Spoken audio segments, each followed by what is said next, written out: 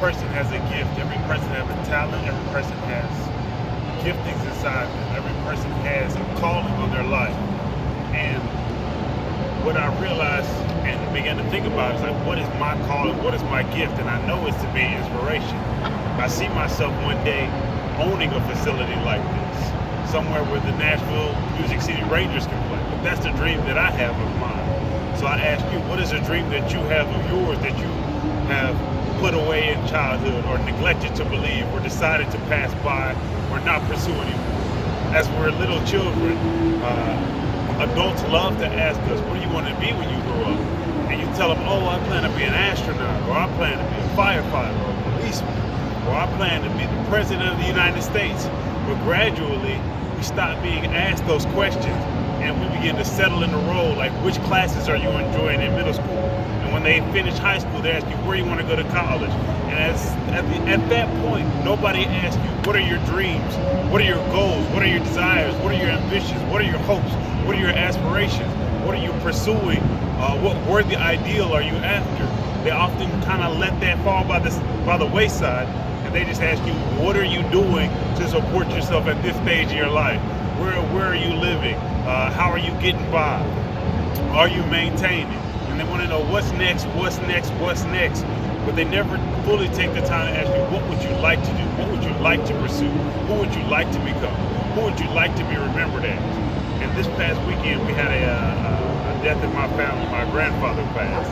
And I realized that today that there are probably thousands and thousands of people that have passed over just these past few hours.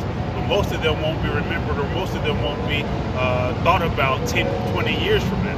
But we think about what we celebrated yesterday.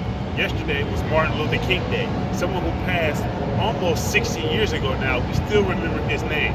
We still remember his mission. We still remember his vision for what he had for a better future. He had a dream where everyone was equal, where everyone had the chance to succeed, where everyone had the chance to become the best version of themselves. But oftentimes, most of us don't live up to our fullest potential. Most of us stop short of what we're capable of and settle into what's comfortable. How much can I do for the least amount of effort?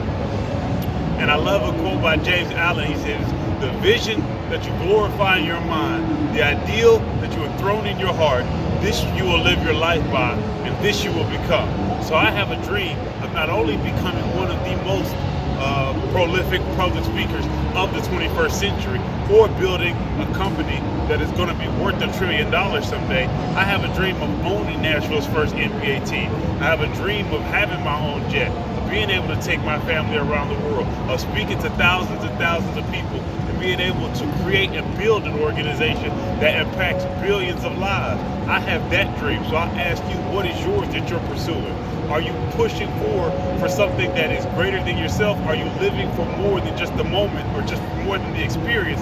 Or have you settled in and accepted life on the terms that is handed to you? There's a poem that I absolutely love by Jesse Rittenhouse, which he says, my wage. He said, I bargained with life for a penny, and life would pay no more. However, I begged that evening when I counted my scanty score. For life is a just employer who gives you what you ask. But once you have set the wages, why you must bear the task. I work for a menial hire, only to learn dismayed that any wage I had asked of life, life would have paid. And so I ask you this, what wage have you placed on life that it's supposed to pay you? Are you settling for 25, 30 a year just to be able to get by and enjoy the weekends and the night times and just forget about your worries, woes, and problems? Or are you pushing past that and saying, not only do I want a life full of financial riches, but I want a life of experiences, of meaningful relationships.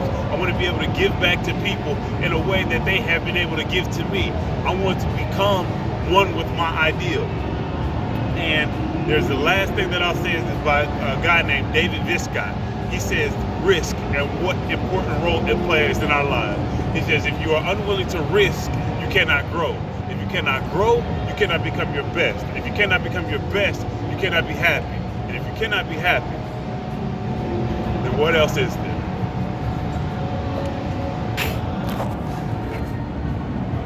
Dope.